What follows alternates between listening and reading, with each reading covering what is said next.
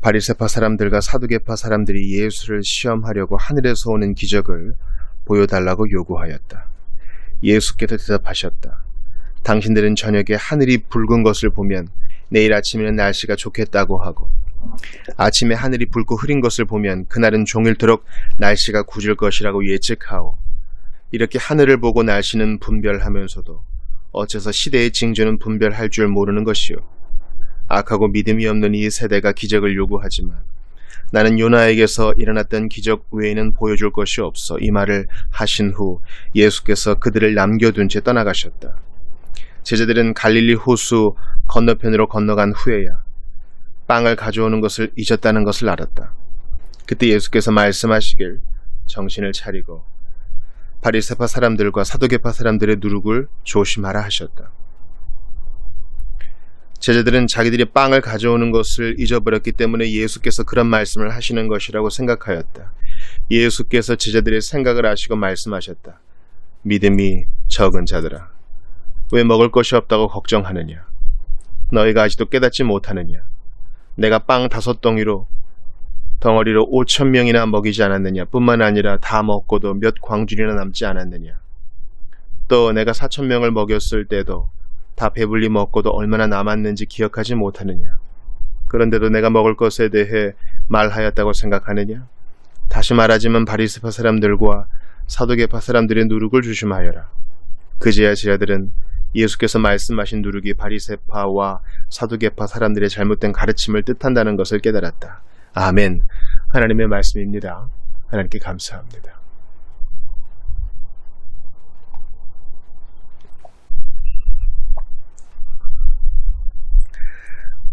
마태복음 16장 1절부터 12절을 봤는데요. 기적을 요구하는 유대인들, 또 거짓 교훈에 대한 경계, 이 두 소단락으로 이루어져 있습니다. 바리새파 사람들과 사두개파 사람들이 기적을 요구합니다. 하늘에서 오는 기적. 개역개정 성경을 보니까 하늘로부터 오는 표적이라고 돼 있는데 대단한 걸 요구한 것 같아요. 하늘로부터 오는 표적이 뭘까요? 그런데 믿으려고 이런 표적을 요구한 게 아니라 예수님을 시험하려고 이런 기적을 요구합니다. 이게 무슨 뜻일까요? 한번 진짜인지 알아보자 하는 시험일 수도 있겠고요. 이런 표적을 못 보여주면 당신 가짜지. 여태까지 바알세불의 힘입어가지고 쇼를 펼친 거였어. 또 이렇게 뒤집어 씌우려고 했을지 모릅니다. 그러니까 믿지 않으려고 작정한 자는요, 무슨 짓을 해도 안 믿습니다. 이 말은 어떤 전도도 소용없다, 하나님도 그를 구원 못한다, 이런 뜻이 아니에요. 하나님은 완고한 마음을 녹이신 다음에 그를 구원하시지, 완고한 마음이 드셀 때에는요, 그 어떤 증거도 먹히지 않는다는 거예요. 그래서 예수님이 이들에게 바른 교훈을 주신 후 떠나가시잖아요. 놀라운 거예요. 그러니까 우리가 핑계를 대는 분들이 있어요. 예수가 나타나면 믿겠다, 예수가 기도를 응답하면 믿겠다, 조건을 거시는 분들이 있는데 바로와 같은 마음은 아닌지, 또 오늘 본문에 나오는 바리새파 사람들과 사두개파 사람들 같지는 않은지 자신을 돌아봐야 돼요. 여러분 생각해 보세요. 홍해가 갈라진 것을 애국 군사들은 안 받겠어요? 근데 안 믿잖아요. 안 믿고 죽이려고 하잖아요. 그죠? 광야에서 불평하다가 멸망당한 사람들, 매일 만나도 먹고 메추라기도 먹고 불타는 산도 보고 하나님의 음성도 듣고 땅이 갈라지는 것도 보고 별걸 다 봤잖아요. 그런데 다 안 믿어요. 그러니까 예수께서 보지 못하고 믿는 자가 복되다고 하신 게 진짜 진실이에요. 문제는 보느냐 못 보느냐가 아니에요. 믿고자 하느냐 안 믿고자 하느냐, 이 마음의 문제가 있어요. 실체를 보면 내가 진짜인 줄 알겠다 하는 분들이 있는데 아니에요. 그렇지 않아요. 이런 게 좀 비약이 있을 수 있지만 제가 담대히 말씀을 드립니다. 공기의 실체를 보면 내가 믿겠다 하는 분이 있어요. 물론 이건 믿음의 차원이 다른 거긴 하지만 예를 들어 설명하는 거예요. 공기에 무슨 색깔이 있어가지고 눈에 보이게 좀 믿겠다. 아니요. 그는 이미 숨을 쉬고 있어요. 숨 쉬는 것보다 더 가까운 하나님, 도저히 부인할 수 없는 하나님을 무슨 증거를 보여주면 믿겠다 하는 분들이 있는데 그 순간에는 놀랄 수 있어요. 근데 그 믿음이 지속되느냐는 장담하지 못해요. 그러니까 개인적 간증에 어떤 대단함에 우리가 놀랄 필요 없어요. 어떤 사람은 심하게 바닥을 찍고 올라왔다더라. 어떤 사람은 기도 중에 환상을 봤다더라. 어떤 사람은 남들보다 더 충격적인 방법으로 예수를 만났다더라. 그거 별로 자랑할 거 못 돼요. 오히려 그 모든 것 없었더라도 마음으로 내가 죄인임을 깨닫고 진실로 그리스도 앞에 무릎 꿇은 경험이 있으면 되는 거예요.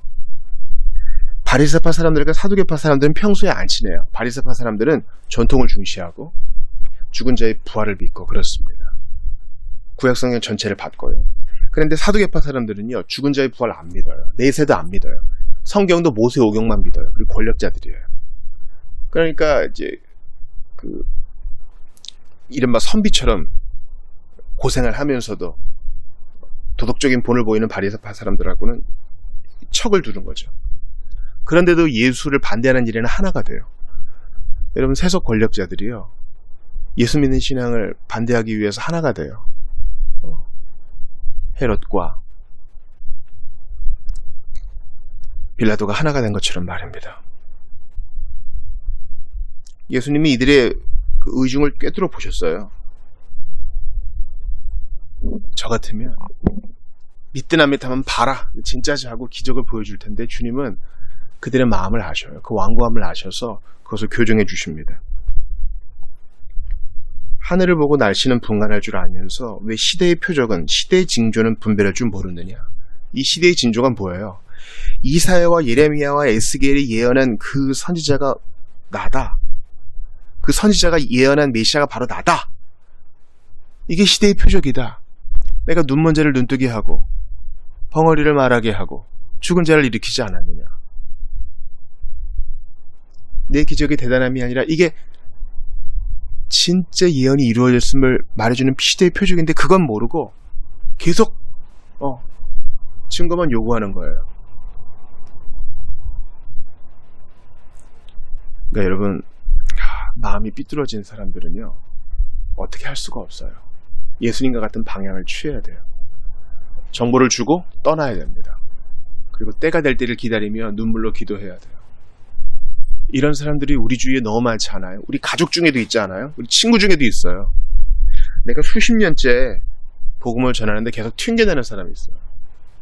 바리새파 사람, 사두개인과 같은 사람들이에요. 예수님이 이들에게 애원하지 않으셔요. 이들을 넉다운 시키지도 않으셔요. 정보를 주고 떠나세요. 우리도 그렇게 합시다. 우리는 내 손으로 다 해결해 보겠다는 교만을 버려야 됩니다. 주님은 요나의 표적 외에 보여줄 거 없다 하고 떠나십니다. 마지막으로 보여줄 표적이 있죠.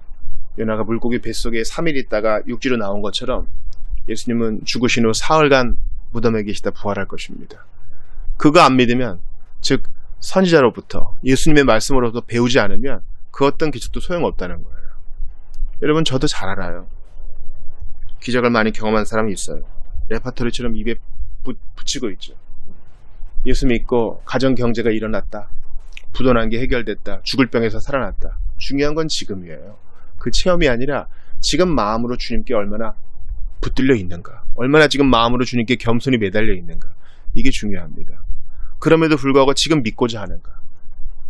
그러니까 우리도 얼마든지 바리새파 사람들과 사두개파 사람들처럼 될 수 있다는 것을 기억해야 돼요. 그리고 농담으로도 말을 함부로 하면 안 됩니다. 저 사람한테 해준 것처럼 나한테도 해주면 더 잘 믿을 텐데. 아니요, 그러지 마세요. 여러분, 이것을 우리의 실생활과 아주 밀접하게 적용할 수 있어요. 바리새파 사람들, 사두개파 사람들이 조건을 걸죠. 하늘에서 오는 기적을 보여주세요. 잘 믿으려고 그런 거 아니에요. 시험하려고 그런 거예요. 근데 우리는요, 겉은 이제 치장을 합니다. 예를 들어 이런 거예요. 나 로또 1등 당첨만 해주시면 정말 주님 잘 섬길 텐데, 10의 9조를 드릴 텐데. 이런 농담 아닌 농담을 합니다. 제가 장담을 할게요. 그런 분은요, 일확천금에 떨어져도 주님 안 섬겨요. 지금 내 손에 1,000원짜리 한 장 있을 때 주님을 섬기지 않는 사람은요, 내 손에 일확천금이 있어도 안 섬겨요. 분명한 거예요. 이거 주일 설교 때 얘기할 건데, 각 잡고 주님을 섬기려고 하지 마세요. 내가 나중에 더 시간이 많아지고 더 여유가 있어지고 돈이 많아지고 건강이 좋아지면 그런 날은 오지 않아요. 바리새파 사람들, 사두개파 사람들처럼 조건 걸지 마세요. 하늘로부터 오는 표적은 전 구하지 않아요. 단지 조그만 거, 좀 1억 모으기, 2억 모으기, 내 집 마련하기, 이런 거 좀 이뤄주면 더 잘 섬기고 싶어요. 기적처럼 4병이 나오면 더 잘 섬길 거예요. 아니요, 안 그럴 거잖아요. 안 그럴 거잖아요. 사실은 방점이 주님을 섬기는 데 있는 게 아니라, 더 잘 믿는 데 있는 게 아니라, 지금 내 앞에 놓여있는 문제 해결하는 게 더 큰 거잖아요. 솔직해 보자고요. 바리새파 사람들과 사두개파 사람들은 진실했어야 됐어요. 차라리 예수께 와서 나 당신이 싫습니다. 믿으려고 하는데 믿어지지가 않습니다. 사람들이 당신을 쫓아다니는 게 배가 아픕니다. 질투가 납니다. 이러면 더 낫을지 몰라요. 교묘하게 기인 것처럼 하면서 이러지는 맙시다. 우리.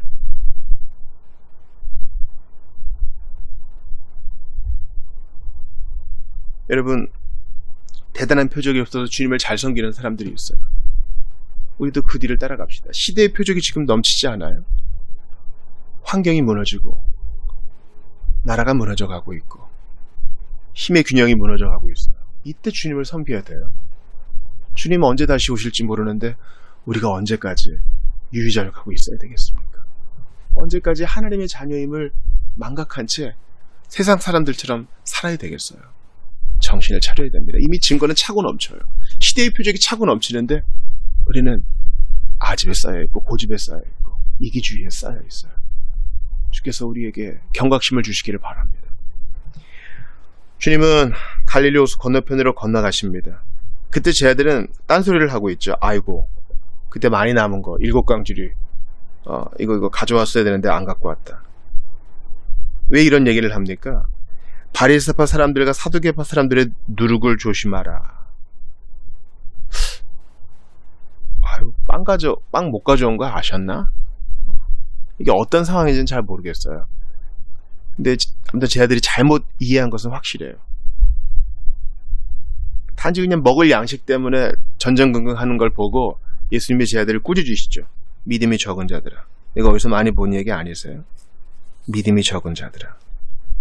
큰 믿음을 가진 가나안 여인은 칭찬하셨죠. 큰 믿음을 가진 백부장, 로마의 백부장 칭찬하셨어요. 근데 이 바리새파 사람들과 사두개파 사람들은 아예 믿음이 없다 그러죠. 믿음이 없는 2세대라 그러니까. 근데 제 아들은 좀 나은지 모르지만 그 믿음이 작아. 그러니까 세 부류가 있어요. 믿음이 있는 자와 없는 자가 있고, 그러니까 표적 요구하는 자는 믿음이 없는 자예요. 믿음이 있는 자 중에도 가나안 여인처럼 믿음이 큰 자가 있고, 이 제자들처럼 지금 믿음이 작은 자가 있어요. 믿음이 작은 자는 깨달음이 없어요. 이해를 못하고 신앙에 있어 지성을 사용하지 않아요. 그제서야 이 누룩이 잘못된 가르침을 나중에 깨닫습니다. 예수님이 제 아들에게 경종을 울리세요. 야, 5병이요 7병이요 기적 경험하지 않았느냐? 지금 먹을 게 중요한 거 아니지 않느냐? 내가 떠날 때가 온다. 언제까지 너희 이러겠느냐? 예수님은 떠나십니다. 부활하시고 승천하셔요. 남은 제자들은 거짓 가르침을 잘 변호하면서, 잘 분별하면서, 한편으로는 외부에 박해와 싸우고, 또 한편으로는 내부의 거짓 선생과 싸우면서 앞으로 나아가야 되는데, 예수님이 이들을 지금 깨우치셔요. 누룩은요, 반죽을 부풀게 해서 빵을 많이 만들게 하죠. 좋은 거 아닙니까? 그런데 여기서는 부정적인 용어로 쓰이고 있죠. 이렇게 볼 수 있어요. 아주 그냥 조금 뻥을 섞고 조금 오류를 섞었을 뿐인데 그 피해는 무지막대하다는 거예요. 적은 양의 현혹하는 가르침이 얼마나 많은 사람에게 영향을 미칠 수 있는지를 보여주시는 거예요. 이 정도는 괜찮겠지. 이게 안 된다는 겁니다. 지금 믿을 마음은 없지만 저 사람이 믿지만 그냥 표적을 한번 요구해봐서 좋은 거 보여주면 나 혹시 믿을 수 있지 않을까? 이게 나쁘다는 거예요.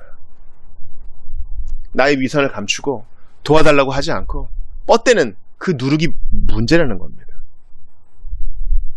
나 그래도 구제도 하고 금식도 하고 나름대로 괜찮은 사람인데 그래도 조금 부족한 게 있다면은 예수를 모른다는 거. 앞으로 좀 알 수 있지 않겠어요? 아니요. 이 누룩이 문제라는 겁니다. 바리새파 사람들과 사두개파 사람들은 이런 누룩을 민중에게 막 뿌립니다. 뿌려요. 믿는 거는 부족하고 정결예법 지켜야 돼. 손 잘 씻어야 되고 옷 잘 입어야 되고 이런 거. 제사 잘 지내야 돼. 이런 거요. 할례 받아야 돼. 이런 거요. 이런 누룩을 조심해야 돼요. 우리 안에도 이런 거 있지 않습니까?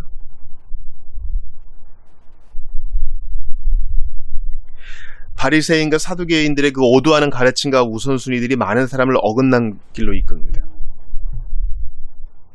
신앙 자체를 부인하진 않아요. 바리새파 사람들과 사두개파 사람들도 하나님을 늘 입에 붙이고 있잖아요. 근데 그게 문제가 아니에요. 거기에 누룩이 있어요. 거짓의 누룩이 있다고요. 모세의 가르침으로 돌아가야 돼. 뭐니 해도 정치와 야합하는 게 바른 종교지. 이 땅의 사람들과 관련이 있는 거잖아. 이런 태도요. 여러분 기억하세요. 성경을 조금만 왜곡해도 사람들 해칠 수 있어요. 죽일 수도 있어요. 성경에서 그렇게 중요한 거예요. 에베소서에서 남녀의 연합, 이 부부의 신비에 대해서 말하면서 바울이 이 비밀이 크도다. 그리스도와 신부에 대해 말하는 거거든요. 근데 그 미스터리, 그 신비를 세크라멘툼으로, 미스테리움을 세크라멘툼으로 잘못 번역을 해요. 그래가지고 결혼이 그냥 성례가 돼버린 거예요. 그래서 로마 가톨릭의 7성례에는 혼배성사가 있어요. 결혼도 성례로 보는 거예요. 옳지 않아요. 그건 오류예요.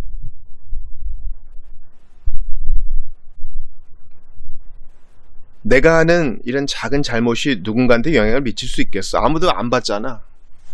나만 아는 것이고, 나보다 믿음 좋은 사람들도 있고, 난 그리고 여태까지 잘 살아왔다가 조금 누구나 다 용인하는 이런 오류와 잘못을 한 것일 뿐인데, 아니요, 그렇지 않아요. 이런 성향을 경계하십시오. 조그마한 죄악된 습관이나 거짓 가르침이라도 삶에 뿌리 내리도록 방치한다면 우리가 깨닫는 것보다 더 큰 악영향을 미칩니다. 그리고 다른 사람에게도 그것이 전염될 것입니다. 아간을 보세요. 여리고성이 컸잖아요. 그가 훔친 것은 아주 일부에 지나지 않을 거예요. 근데 그것 때문에 이스라엘 전체가 패퇴하고 군인들이 죽어나가고 그랬어요. 나 한 사람쯤이야. 이런 누룩을 조심해야 돼요. 저는 이게 각성이 돼야 된다고 생각해요. 우리가 주일 예배를 드리고 공동체로 파송이 되죠. 각자 싸워요. 순례길을 걸으며 각자 싸운다고요. 공동체로 싸우는 거죠. 그런데 내가 맡은 분야가 있어요. 군인도요, 여러분, 다 똑같이 전투병이 아닙니다. 누구는 행정을 보고, 누구는 관측을 하고, 누구는 통신을 하고, 누구는 작전실을 지키고, 누구는 자주포를 몰고, 누구는 경계를 서고, 누구는 밥을 합니다. 근데 내가 하는 건 별로 중요한 것도 아닌데, 내가 사주 경계하다가 잠깐 적이 침입하는 것을 못 보면 어떻게 됩니까? 다 죽는 거예요. 그렇지 않습니까? 나쯤이야. 이런 누룩을 조심해야 돼요. 내가 하는 작은 거.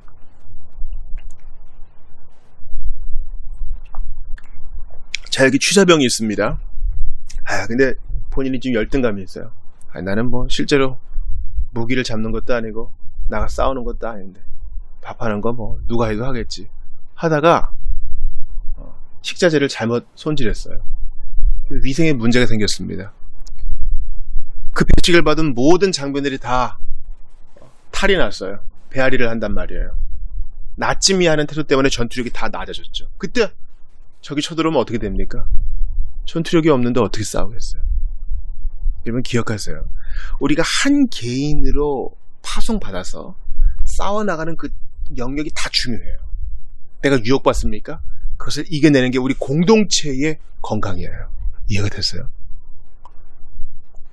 우리 알코올 중독자들은 한 잔 술, 이거 조심해라 그러죠. 한 잔 술로 모든 것이 망가질 수 있어요. 내가 유혹에 넘어가는 그 한 번의 손짓, 한 번의 결단이 우리 전체의 승패를 좌우한다고요. 그 누룩을 조심하세요. 나쯤이야. 바리새인들과 사두개파 사람들의 잘못된 가르침은요, 그들이 가르치는 것 중에 98%가 옳고 정당하고 구약성경에 근거한 것이라고 본들 1, 2%가 잘못된 것이라면 전체 가르침을 오도할 수 있다는 것이에요. 해석을 그쪽으로 가는 거예요. 구약성경은 다 옳아. 하나님 말씀이야. 그러니 율법을 지켜야 돼. 그러니 유월절을 지켜야 돼. 어디서 많이 들어본 거 아니에요? 그러니 대속죄를 지켜야 돼. 그러니 짐승 제사를 드려야 돼. 그러니 코셔, 바른 정결 음식을 먹어야 돼. 이런 해석 자체가 다 달라져 버리는 거예요. 그럼 예수 필요 없는 겁니다. 이해가 되세요? 이것은 종교개혁의 후손들 안에서도 마찬가지예요. 우리 해석이 철저히 그리스도 중심적이냐, 우리의 성경 해석이 철저히 복음적이냐, 이걸 돌아봐야 되고 우리 안에 누룩은 없는지 봐야 됩니다. 우리는 뼛속까지 행위 구원자이기 때문에 우리 행위와 우리의 공로가, 우리의 선행이 알게 모르게 드러날 경우가 있어요. 예를 들어 우리 교회는 예산의 70%를 반드시 구제했습니다. 이건 교회 정관이죠. 내부의 규약이라고요. 근데 그게 복음보다 앞서가는 경우가 있어요. 미디어는 그런 걸 좋아하죠. 죄인 구원하시는 예수 그리스도의 복음보다 우리의 정관이 더 앞서 나가는 거예요. 그래서 어느 순간 우리의 공동체를 소개할 때 우리는 70% 구제하는 교회입니다. 하나님의 은혜는 없고 우리의 자랑만 남는 경우가 있어요. 차라리 그걸 얘기 안 했으면 더 좋았을지 몰라요. 하나님만 아시면 되는 거 아니에요? 아이 목사님, 그래도 전도를 위해서 이런 거 좀 꽹가리를 쳐야 되지 않겠습니까? 진짜 소문은요, 내가 안 알리려고 할 때 자연스럽게 드러나는 게 진짜 아름다운 소문이에요, 여러분. 그러니까 스스로 나팔 불지 마세요. 이런 누룩은 너무 교묘해서 다 언급할 수 없을 정도입니다. 우리는요, 제가 뭘 하겠습니까? 저는 아무것도 아닌데요. 이렇게 겸양의 언어를 하면서 속으로 교만할 수 있는 그런 존재예요. 상당히 가증스럽다고요. 바리새인과 사두개인들의 누룩을요, 남의 얘기라고 생각하지 마세요. 이거 내 얘기예요, 내 얘기. 우리가 얼마나 자기에 대해서 합리화를 잘합니까? 비록 내가 예수를 미워하고 저 무리들을 용납하지 않지만은, 그래도 나는 하나님을 사랑하고 구약 성경을 믿는다, 이럴 수 있어요. 근데 내 금식과 나의 선행을 믿는다고도 할 수 있어요. 하나님은 빠지고요. 우리 기도해야 돼요. 혹시 나의 삶 가운데 이 작은 누룩이라도 있으면 없애달라고 기도해야 됩니다. 목사님, 어떻게 세상 살면서 우리도 사람인데 어떻게 그러겠습니까? 다 부족한 게 있지요? 맞아요. 부족한 게 있어요. 왜 모르겠어요. 근데 그건 신약성경의 방침이 아니에요. 신약성경은 우리에게 빛을 비추어 주어서 가장 미세한 죄까지도 없애라고 말씀합니다. 누룩의 한 끄트머리라도 없애라고 말씀합니다. 그게 신자의 삶이에요. 이 정도면 괜찮겠지, 나는 연약하니까 하면서 누룩을 정당화하지 마세요. 바리새파와 사두개 사람들의 잘못된 가르침, 우리 안에 없는지 한번 돌아봅시다. 이것을 위해 우리가 계속 모이고 계속 배워나가는 거 아니에요? 예수께서 우리를 위해 피 흘리시고 죽으시고 부활하신 이유는 하나님 말씀, 바른 가르침, 복음 위에 우리의 삶을 세우게 하시기 위함입니다. 그게 가장 복된 삶이요, 아름다운 삶입니다. 바리새파와 사두개인들의 누룩이 우리 안에 없는지 돌아봅시다. 성령께서 깨닫게 해주실 것입니다. 나의 열심도 아니어요, 나의 절제도 아니어요, 나의 근검절약도 아니에요, 나의 나됨도 아니에요, 우리 교회가 어때서도 아니에요. 오직 예수 그리스도, 오직 복음 위에만 우리의 신앙을 건설해 나가는 여러분 되시기를 주의 이름으로 축원합니다. 십자가 내가 볼 때에 나의 모든 슬픔 사라져. 오늘 믿고서 내는 밝았네. 참 내 기쁨 영원하도다. 이 벌레 같은 죄인을 위해 죽으신 그리스도의 십자가를 바라보면서 주께서 불같은 성령으로, 성령의 불로 우리의 모든 누룩을 태워 없애주시기를 소원하며 나아가는 여러분 되시기를 주의 이름으로 축원합니다.